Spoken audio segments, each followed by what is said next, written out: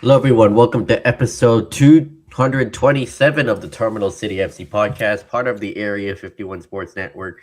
Josh Ray joined alongside Nathan Dirk as per usual. So, we're talking all things soccer. Start with the Vancouver Whitecaps with a comeback win over the Portland Timbers to win 3-2 at a thrilling game at BC Place. Fitting how it was the day before Easter Sunday. The Whitecaps scored three. They rose from the dead after the third goal. Yeah, definitely it was another one of those games where for the majority of the game, the Whitecaps felt like they were in control. There was, say, about a 10-15 minute blip before the end of the first half where the game kind of got away from them a little bit. They allowed a pathway for Portland to get in rather than Portland really doing anything to play themselves in. We can talk about what the hell is Portland's game plan later if you want. But it keeps them kind of in the hunt for that top spot in MLS right behind LAFC. There's a few cracks kind of forming in this team, but they're holding it together, and I think they're still trying to work themselves through what is the best system with some of the new players that they're trying to bring in. The fact that they're still working players into the system, we can talk about Bruno Caicedo getting his debut in the last 20 odd minutes of the match. They're holding it together. They're doing quite well in winning and still getting these new players up to speed. Yeah. We'll start with like the first goal. Yoi Takaoka. This is something that they do in training. Takaoka just launches the ball upfield to find Eddie Ocampo. And I don't know what James Pantemis was thinking by swimming out of his net so much, but Eddie Ocampo just goes around him and gets his first of the season. Yeah, there was a lot of hesitation from Pantemis on whether or not he should stay in his net or if he wants to come out. That hesitation cost him any chance he had of getting to the ball first. On top of that, you're trying to beat someone like Eddie Ocampo, who is a bit of a speed demon. This is a set play. We know it's something they've worked on before. We saw it before with that long overhead ball that Takaoka got to Sabi straight down the middle. In the playoffs. Yep. Yeah, and this one was great. In fact, I think since Takaoka is here, he's got 3 assists, but 2 within the last few months. If you go back to the playoffs, so having a guy that has such good ball control in the net and able to launch it that far and actually kind of hit someone on a postage stamp, it's a great skill to have in your toolkit. Yeah, great for, I guess that is the archetype of a modern keeper, to be good with their feet and to find players, with passes like that, especially if a team wants to hit another team on the counter attack. But yeah, it was a very good first 30 minutes. Whitecaps controlled the play well. Fortunately, couldn't bury some of their chances. And Portland came back in the final 10 minutes of the first half. The first one was a screamer from Mascara. No, nothing Takaoka could have done about that one. It was another screamer that was given up. And then the second one, poor defending from Matias Laborda. He loses the ball trying to break out, and David DaCosta gives Portland the lead, and Portland were dancing in front of the south side. Yeah, they kind of did that on both goals. And I mean, I understand rivalries in Cascadia and you can do all that stuff. But when you see that stuff, and especially when it comes like this and it bites you in the ass later on in the game, it just looks like the way a child would cheer, right? Like it's, I don't know who you're performing for other than yourself and wanting to get a lollipop at the end of the game. So, I mean, if it makes you feel good, good on you. But I'm fine. To me, people like that, people like Velde, they're just childs. Yeah, I'm okay with it. It's a rivalry game as long as they're not doing anything obscene. And it feels like someone like Czech Sabali is not up to speed with his new team. Understandable, kind of hesitant at times. He had this one chance in the first half where it took forever to shoot. Yeah, and the ball kept getting stuck in his feet.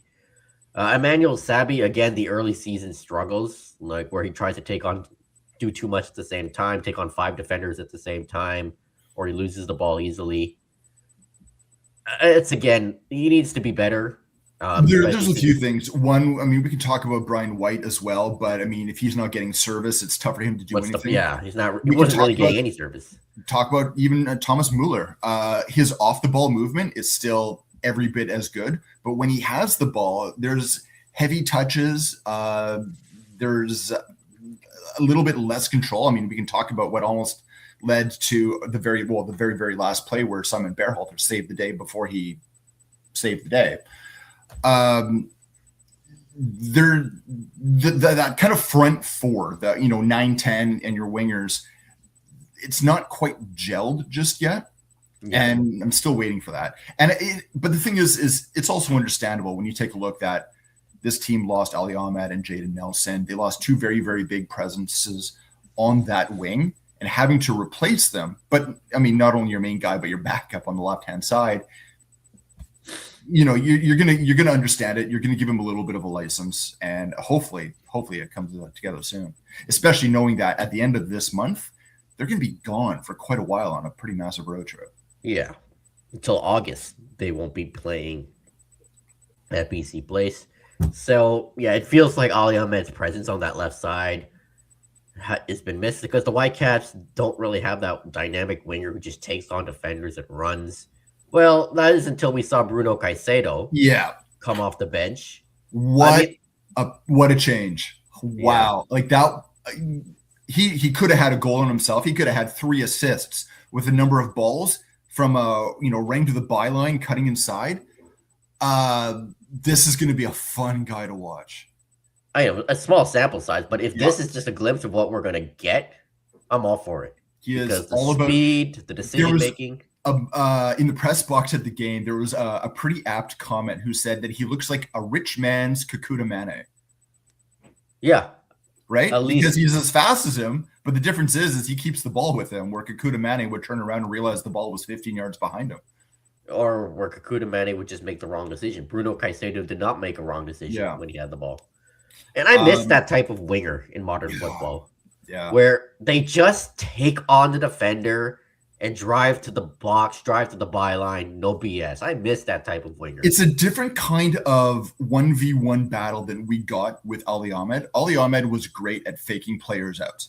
He was great with the ball in between his feet and then getting around players, almost pretty much undressing them. Bruno Caicedo is just all, I'm going to leave you in my dust, right? All is forward. It's not in his feet. No it's BS. Forward, and he's right behind it. Yeah, good. He's good with his ball control too. Like it's kind of funny. Bruno Caicedo. This is the kind of 1v1 play that Vanni Sartini was trying to get out for years from Daber Caicedo. Remember what the whole experiment of putting him on as a wing back and trying to get him to blow by guys that just never panned out? Yep. This is the guy.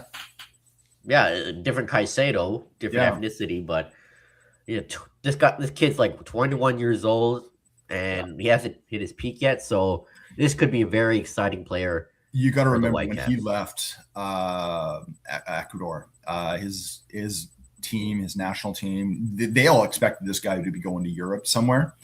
They were very disappointed that he left the club. They understood why he did, but they were because obviously they want to keep him close to home. But you're right; it's only a glimpse of what he can add to the Whitecaps, but it makes you very excited to see more.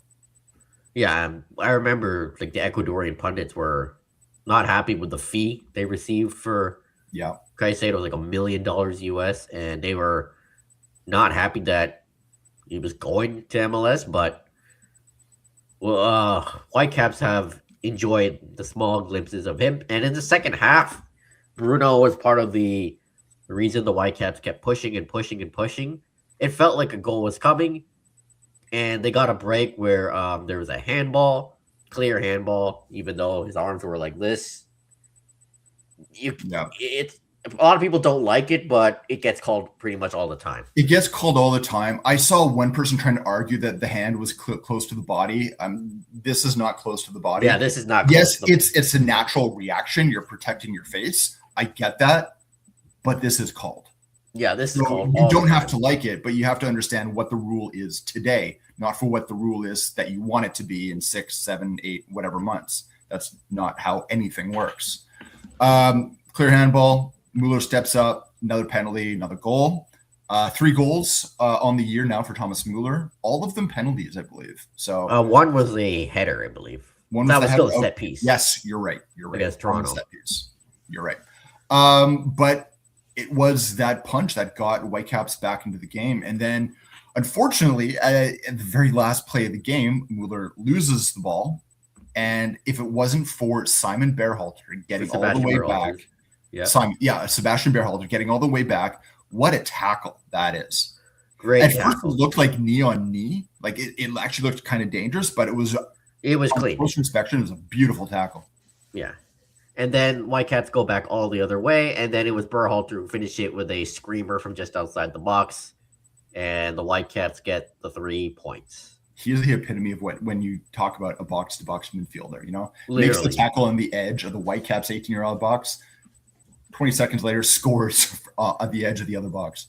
Yeah, I mean, easily been the best Whitecaps player for the past year or so. Just what he does with the ball, off the ball. Enjoy him while you can, because I would be very surprised if Berhalter is still a Whitecap after the World Cup. And there's been a lot of talk about that lately. It was actually covered in media that there are a number of clubs from the English Championship that have sent scouts to watch the Whitecaps at various venues, including even away at Portland. Interest from Derby and Watford, probably the big two watching them right now. The other one is Norwich City, where Ali Ahmed is now. So, he's doing pretty well. Yeah. I wouldn't be surprised that it's going to be one of those clubs that potentially could also be looking at a playoff push, like a Derby. Yeah. I mean, Norwich City's not out of it yet, and I think they've actually climbed up to 9th in the championship. But the point difference, I think there's still 8 points out of that playoff. Yeah, Derby are 5 points ahead of Norwich championship, and Watford is right in and around that as well. Yeah, let's see where Watford are. Yeah, they are 10th. So yeah, there you go, right behind Norwich. Yeah. But we've talked about it before. We know that he's on the last year of his contract. We know that the Whitecaps have been actively trying to pursue contract renewal. I hope they get it done. But it's hope. It's hope with not a lot of evidence to support it. I still think that this is a player who, as he's heading into his prime years right now, if he was going to be looking for a move, this is the time to do it. It's the same thing that we said with Ali Ahmed. This is the time. Same thing we said with Pedro Vite. Yeah, exactly. Right. So again, it's one of those things where I can't begrudge the player, but it sucks. Yeah, and shame because he's, in the MVP conversation. He is. Actually, if you look at the MLS MVP, they do power rankings for MVP. I think after last weekend, he was listed as 4th. Yeah. To go. And, just he was instrumental with the Whitecaps in their win over Portland. And there were times where, especially in that first half, where I was thinking how much Ralph Priso, who was unfortunately out 8 to 10 weeks with a hamstring strain. Yeah. And, his World Cup is in jeopardy, sadly. I would have to say, unless there is some miracle healing, it's probably done. That's going to be really close to as you're naming rosters. Yeah. Yeah. The thing is Blackman and Laborda should be able to hold those positions well. Sean Lowe is a backup to them right now. You've got Rico Veselinovic back in training. Hopefully, maybe at the end of the month, you might actually start seeing him on the bench. We'll have to wait and see how that goes. But yeah, it was it wasn't an off night, but there were off moments for Laborda. Yeah, like that second goal. Yeah. And Andres Krubis is still missing the midfield. Nothing against Jeevan Badwal. He did fine. Yeah. But they missed that tenacious defensive midfielder alongside Berhalter. And it's possible, we don't know, we haven't had an update yet, but it's possible that Krubis could be back this week against New York City FC. Yeah. We talked last week that his recovery was actually going much quicker than possible. They had said at that point there was no way he was going to be ready for this past weekend. But one more, I think that's a much more reasonable timeline. Yeah, and overall, the game against Portland, it was, at times where you think, oh, God, this is going to be like an XG game where they somehow lose. But at some points I was also like, you know what? I think this they could pull it off, and they did because this team There's has belief in this team. Sebastian Berhalter was speaking at the end of the game saying there was never a lack of belief that they wouldn't get back into this game. And he said even when he got the ball at the very end of the game for that shot, and said as soon as it left my foot, I knew it was a goal. That's the belief. And again, we're seeing a team that they don't give up right up until that whistle goes, right? They'll play right to the very last whistle. And it's moments like this where you see that pay off. Yeah, it goes to show this team is very resilient, and we saw it last year when they went through all those injuries and the sickness and all that. And and then this game was like the perfect example. Down 2-1 late, they pulled it off, and Portland decided to sit back, which they've had trouble with leads all season, so that's also another reason why I knew the Whitecaps would win this. Here's the thing with Portland. I don't know what their game plan is. Past few years, I don't know what kind of style they are. Yeah, you have a difficulty understanding. You can see how they line up. You can see a defensive shape, but when they have the ball and they move forward, it's like they move forward and then they're like, give the individual the ball and hope they do something, right? Like there doesn't seem to be an actual cohesive theory of what they do in the final third. Even the goals were individual efforts and individual mistakes.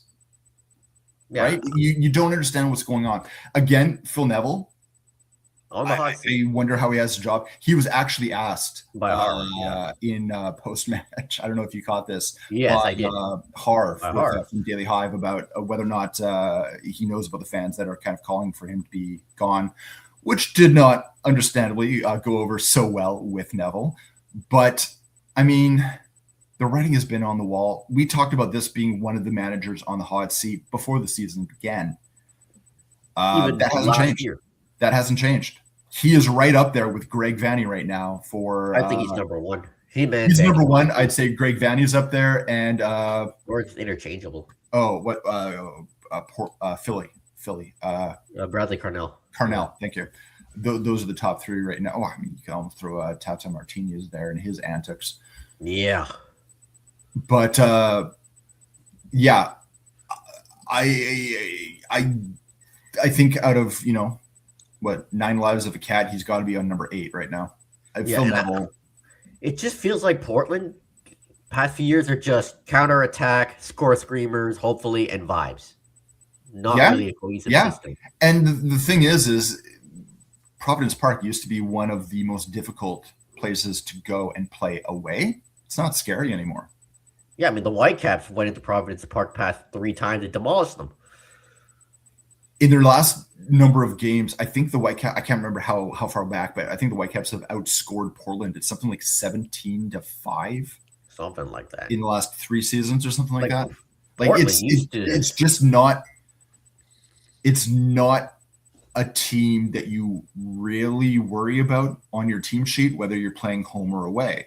It's a nice game to have. Portland has a passionate fan base. They have a really good fan base, but we're used to them being playoff contenders and being a very, very difficult away trip. None of that's true right now. And it hasn't been for a while. Portland used to have this team's number. They used to come into BC Place and win. Mm-hmm. But not anymore. And I guess the roles have been switched. So, but for the Whitecaps, they got the job done. Portland, there's so many questions to be answered. So, New York City FC are next, and they made it to the Eastern Conference Final last year. And right now they sit pretty second well in the Eastern so far. Conference. Yeah, second in the 3, East. 2-1. They've 11 games. 2 games. They haven't won the last 2 games. A tie and a draw in their last 2. So I mean, they lost to Miami, and they drew against. They gave up a goal like late in stoppage time last week against St. Louis. Yeah, it's not a skid yet for that. I don't know. I always say you need 3 games for it to become a pattern, but yeah, they're going to want to come into BC Place and change their recent history. Yeah, and think the last two times they met have been draws. One at Yankee Stadium in 2023, and I remember the first game I ever covered as credential media for the Whitecaps was a 0-0 draw against New York City FC back in spring of 2022. I'll never forget that game. Oh, there you go. And New York have always been in the upper echelon of MLS in the Eastern Conference. They don't have the big stars like Lampard, Pirlo, Villa back in the day, but they're still a good team with Matt Freese, U.S. international, one of the best goalkeepers in MLS. Maximiliano Morales, a good midfielder. Alonso Martinez is their big striker. He was, I think, among the Golden Boot leaders last year, and he was sorely missed in the playoffs. And yeah, they're a very good team, a team that doesn't have the star power, but has the bite. The one thing is in 7 meetings between NYCFC and the Whitecaps, NYC has only lost once. There's been a couple of draws in there, but they've only lost once against the Whitecaps. Yeah. I'm going to take a look at the Whitecaps NYCFC head-to-head.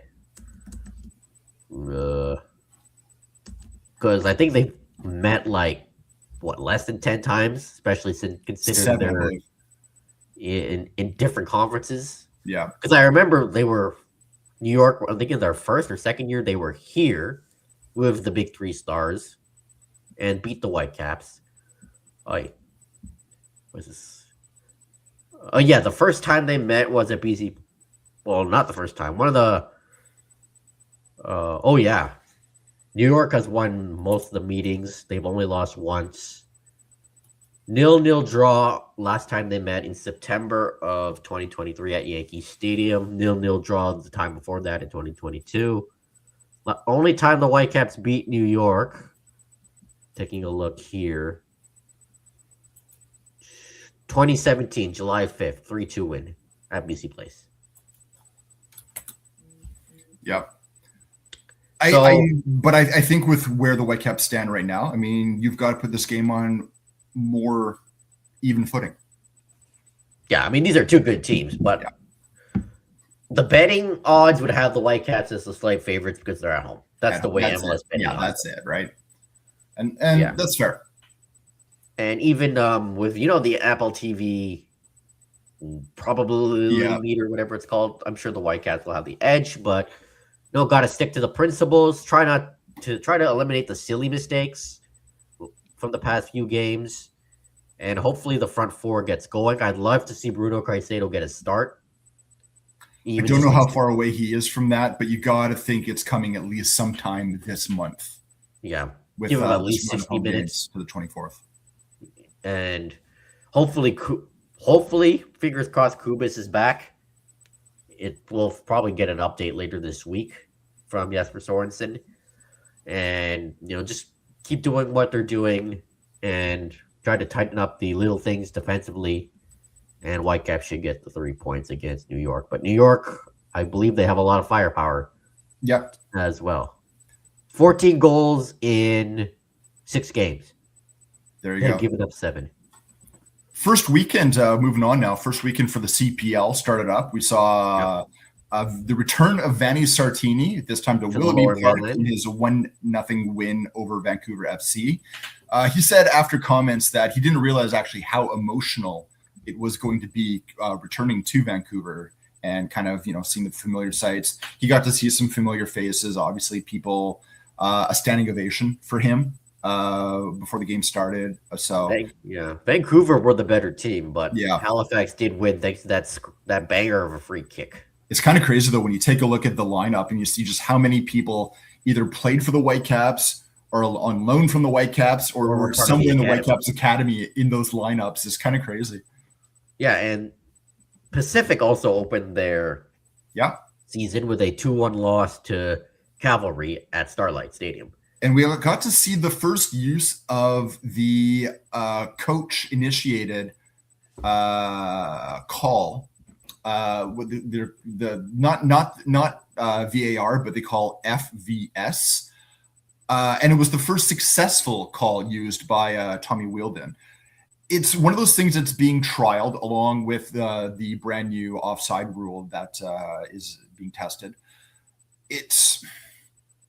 I don't know. I'm still out. Yes, it was successful, but it takes a long time to get a call. So if you're, trying to move the game forward, I'm still hesitant as to whether or not this is the way to do it. You can go and take a look. There's been a lot written about it already just because it was the first use and first successful use. I think Wielden tried it a few times in that match. And, if you're allowed to, why not? But yeah, CPL start on the weekend. You can check that out here as time goes on. Yep. We'll head over to World Cup news right now, and there's been some news coming out lately over the pricing of tickets right now. We'll start with Vancouver because while just have resellers are selling them for like insane prices. There is one reseller on FIFA's official website. People are asking tens of thousands of dollars for tickets to matches to see Canada at BC Place for the World Cup. There's one reseller that is selling the ticket for a single ticket behind goal for $869,000. With taxes, the ticket is up to $1 million. Well, if you are somehow a millionaire, you can afford that, but most of us aren't. Yeah. They said the seat beside that one is going for about $3,500. So it kind of tells you the absurdity right there. It's kind of interesting when you take a look. There was someone that actually posted on social media a ticket stub from the last time the United States hosted the World Cup. From 94, they were like $20. I think it was 22 and change, right? Yeah. Insane. Now, a lot of this, that's how much a Big Mac meal costs. Exactly. Something like that. A lot of this has to do with how FIFA has changed the rules on how they do ticket pricing and this is leading to another problem. How North America sells tickets to sporting venues and everything else is different than the rest of the entire world. Yep. Talk about this with sports all the time. With global football, IOC, international events, stadiums are separated by categories. When you pay your ticket, you're paying to sit within a category, expecting that you're paying for a decent seat. It gets assigned later. In North America, you have seating charts. You pay for this specific seat. Yeah, you sit in section. So think like when you go to BC Place, you see the individual seats you're paying for. I'm sitting in this seat, not a category, not a section, a seat. Yeah. Okay. So FIFA, in their wisdom, decided to go, we're going to keep our category system, but we're going to go with North American pricing. And that confuses everybody. It confuses everyone. Now, on top of it, what's now leading to potential court cases is categories that people have paid for. FIFA has changed the seating maps. Yeah. So they're now being bounced. Say you bought a category, you won the lottery, you got into category 1, you bought a couple of category 1 tickets. Well, the brand new seating maps, now that you've been assigned tickets, might have been in what was category 2 when you bought it. Because they never disclosed where the hospitality seats were going to be. What a mess. So FIFA has come out saying that the category maps were only there to help fans understand where their seat could be located in a stadium. But they're not saying anything about why they did not reflect hospitality allocations. So you're now having fans who have paid thousands of dollars for a seat in a specific area based on a map that they could physically see at a time, and that map's been pulled out from underneath. And it's no longer... I don't know. It's the sporting equivalent of gerrymandering. Yeah. And now you pay thousands of dollars just to be confused. Yeah. And the thing is you're not getting what you paid for. I can understand why something like this could be legally actionable. Oh, 100% it's legally actionable. Yeah. But are we surprised? Well, I mean, this whole World Cup lead up has been a mess. Yeah. And yeah, I've seen tickets for the Vancouver games go for astronomical prices, which is higher than Nathan and I make in our day jobs combined. Yeah. In a year. So you got tickets, great. If you're still looking for some, good luck. All right, let's move over to Europe. So I'm not going to talk about the game too much. A 7-0 win over Port Vale for Chelsea in the FA Cup quarterfinals. They're going to Wembley. Hato, João Pedro, an own goal caused by Cole Palmer, Tosin, Andre Santos, Esteval, and Alejandro Garnacho got the goals. Esteval sorely missed. He seems fully fit. Just running, taking on defenders, being swift. Played the guy as much as they can the next few games. He's already become an important player, and he's only 19 years old. So Chelsea will take on Leeds United in the FA Cup semi-final later this month. They have not beat Leeds all season. They lost to them at Ellen Road and drew to them at Stamford Bridge. Liam Senior in his career is 0-4 against Leeds manager Daniel Farke, who I believe was Norwich's manager at his last job. So they've seen each other plenty of times in the Championship, League One, and all that. So it's not an easy test by any means, because Leeds are better than people think, and Chelsea have a tendency to struggle against these lower half teams. Enzo Fernandez was dropped by Liam Senior against Port Vale, and apparently in the upcoming Premier League game against Man City due to his comments about Real Madrid. But the Chelsea team are reportedly begged Senior to play Enzo Fernandez for the Man City game. I mean, I understand for one game, but two is excessive. And I understand that, punishing for, giving that interviews and all that. But when you got an important game coming up in your top 5 race, you might as well just play him. Or at least let him start on the bench. What did he actually say in that interview again? Can you remind me? I'd like to live in Madrid one day. It's a nice city. Yeah, see, I don't understand punishing him for that in the first place. I think neither. People read way too much into that. It's like, I might leave Chelsea, And guess what? We'll see. This is your job. Of course, you're probably going to leave Chelsea at one point. That's what happens. And I think, I don't know. For me, it's the separation of fans need to understand that players, this is their job. People move jobs all the time. So, yeah, and the Port Vale game is understandable because it's Port Vale. Not worried about it. But Man City and Chelsea have a need Champions League next season, and top 5 is enough to get you in the Champions League again. They can't squander this. There could be up to 11 English clubs playing in Europe next year. Yeah. When you look at down to a Europa Conference. Yeah, and Man Man City on Sunday at Stamford Bridge. And Chelsea have a chance to derail Man City's any attempts at a title race. And it is a bad look when your vice captain is saying stuff like that to the media.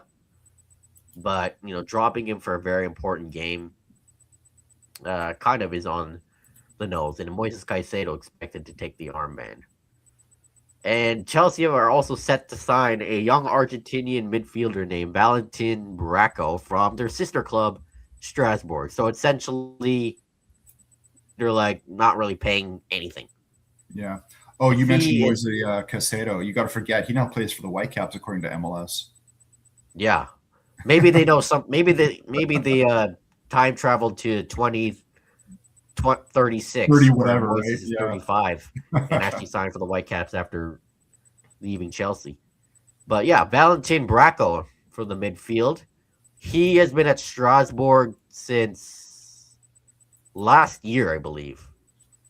And the game through the Boca Juniors system was also at Brighton for not too long. So that's another reason why they signed him. Only played 6 games. He's good defensively. He can also play as a fullback, as a winger, and he's a chance creator. So, more midfield depth. And apparently, it's all smoke and mirrors, but if Enzo Fernandez leaves, they could take a look at Aurelien Tchouameni, who hasn't been in the best form at Real Madrid. I don't know. Too experienced for Blueco. And he's not a... He's what? Yeah, he's 26. Do you know what you are? You're the equivalent of a club that dates like Leonardo DiCaprio. Exactly. Can't date over 25. Yeah, Benatik Bali is Leonardo DiCaprio. I wonder if they know each other. They probably do. So, that's Chelsea. Man City in the weekend. I don't really have any hope to, but if they can win, great. But just, be better and not, get blown out. and try to get that energy from the Port Vale game. So Tottenham still fighting in relegation, and De Zerbi's will be set to make his debut as Tottenham coach. Yeah, so no information, no games that have happened. De Zerbi has now got his full coaching squad and put together, and they've now arrived. So they're going to be getting ready for the game next weekend, which will be against Sunderland. At this point, everything's a must-win. So it's going to be interesting to see. They're a good team. It's going to be interesting to see now that because he's basically got an extra week to work with the guys, being that they didn't play this past weekend. So we'll see if that makes any difference. He could potentially have Mattis Tell and Roberto Bentancur back fairly soon. Tell could be back as early as this coming weekend, maybe the next. Bentancur before the end of the month, which is good to finally see at least a couple of players back. There's been a lot of talk, especially about Bentancur and how important a player like him could be underneath a De Zerbi. We'll have to wait and see. Speaking of De Zerbi, he's started his apology tour. In his first comments, he did address the good guy comments that he mentioned about Mason Greenwood when he was with Marseille. I will say I'm surprised that he actually did tackle it head on. I don't know really if it's going to sway any minds. I highly doubt it. But, I mean, I guess at least it's something they didn't try to sweep under the rug, which underneath the executive that they had last year or the year before probably would have been the case. I don't know. We'll have to wait and see. The one thing that we do know with sports is winning records change minds, unfortunately. Yep. So we'll have to wait and see. Other than that, the interest from Inter Milan on Vicario hasn't gone away. It's still there. And it sounds like they are possibly looking at Trafford with Man City. Man City, the backup goalkeeper, formerly of Burnley. Yeah, I mean, we'll have to wait and see. He's got Premier League experience. He needs minutes because he can start. He's a starter. Yeah, he is, right? So at this point, I would probably be okay with a move like that. Dean Henderson's name has also been still in and around the running. It does look like they're looking for a goalkeeper with Premier League experience and possibly British. So we'll have to wait and see. Wait and see. So Champions League quarterfinals are back. Bayern Munich defeated Real Madrid in I didn't watch it, but I saw the highlights.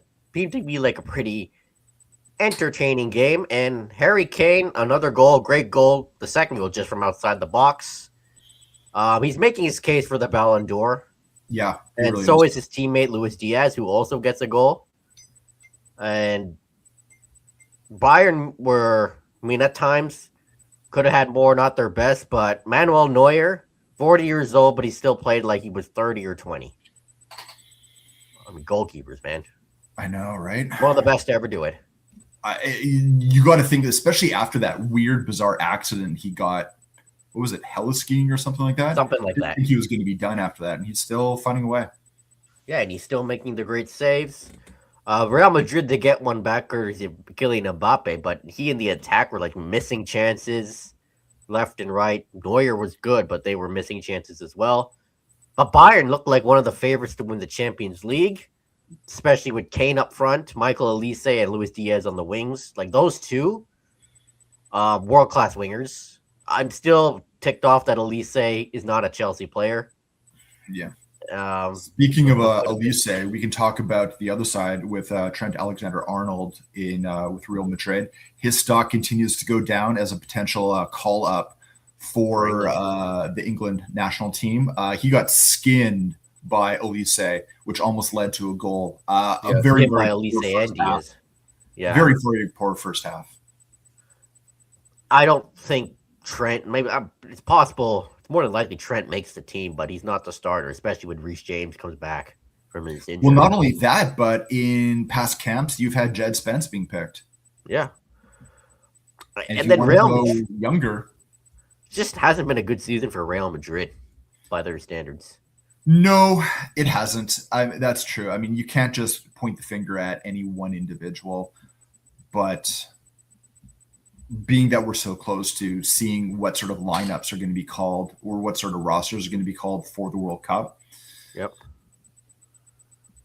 I would be moderately surprised if Trent is on that list. If he is, fine. He's not starting though. Yeah, I don't think so either. But I'd be surprised. I wouldn't be surprised if he's left off it entirely. Yeah, me neither. And then Bayern, good on Vincent Company. Like there were a lot of. Remember when he was hired? Like, huh? He got Burnley relegated. Why did he take the Bayern job? What are Bayern doing? Doing a good job. The thing is, we were talking about this actually at the Whitecaps press too. Is the thing with Company is that he's not just trying to hold the reins of previous Bayern administrations. He's come in there and he's done something unique that is created by him. Like he is a very, very active coach. And I think a lot of it is just having the squad and that the tools at his disposal to do something. With Burnley, that was always going to be a very difficult case to keep Burnley up. Yeah, it's Burnley. We're seeing a Bayern Munich that is fighting. And if they get past Real Madrid in the second leg, they're the team to beat. Them and PSG. Those are them and PSG. To win that's fair. Yeah. Champions League. I wouldn't be surprised if that's the final. That'd be a and by the way, Real Madrid have lost to Bayern Munich at the Bernabeu for the first time in 25 years. He's the first Bayern Munich manager in 25 years to win a 90-minute match at the Bernabeu. There you go. Good. And we'll end it back to MLS. So, Minnesota United has denied rumors that James Rodriguez has a degenerative muscle disease, but they put out a statement saying he was hospitalized for severe dehydration, which suffered during the international break. Yeah, so it had come out possibly, and I don't know, through various media leaks, that he could be showing evidence of, I'm going to butcher this name, of what's called rhabdomyolysis. I'm probably saying that completely wrong. I have no idea. Now, Minnesota has asked people not to speculate. They're working with him. He had been hospitalized for what they said was severe dehydration back when he was still with his national side. But there's got to be a lot of worrying signs, not only for what's going to happen to him with World Cup, but just his personal health. But there's got to be questions raised with the medicals that this player would have gone through not that long ago in signing a DP contract. Yeah, a lot of questions. So, the medicals with Minnesota, medicals with the Colombian national team. Yeah. Worried for the guy's personal health. Worried for his football career as well. Rodriguez is 34 years old right now. He doesn't have many years left in terms of a professional career, especially with the position that he plays. We don't see many players go too far beyond that. I mean, obviously, he's already made the move to MLS. The hope is that he's got another 2-3 years left in the tank. We'll have to wait and see. Right now, it's just a matter of getting him healthy. Yeah. Kind of a odd, but very strange, right? Depressing story. We don't know if it's really dehydration or degenerative muscle disease, whatever it's called. And the one thing you don't want to do is speculate. I mean, it's fair for Minnesota to come out and say that. You don't want to speculate. Just kind of go with what they say. Yeah, hoping good swift recovery for James Rodriguez. He will not be with the Loons as they take on LA Galaxy in LA, I believe. There you go. All right, so that'll conclude this week's episode. Short one, but a good one, hopefully, for you. Follow me on Twitter at JoshReed00, Nathan, and then Derek Podcast at Terminal City FC. We're on YouTube, Instagram, Twitter, Blue Sky as well, both of us, and the podcast. Hello to everyone watching on the live streams, and hello to everyone listening wherever you get your podcast. So we'll be back next week talking about Whitecaps New York, Whitecaps SKC, I believe, which is a midweek game. Then we'll preview the game after that, talking all things soccer as we normally do. So hopefully some good times continue for the Whitecaps. We'll be both at BC Place for the game against New York. Absolutely. And check out all our writing for Area 51 Sports Network as well. one of these days I will do my predicted Canada World Cup squad. So look out for that. I'll probably write a Whitecaps article this week. So that concludes this week's episode. Peace out. Take care.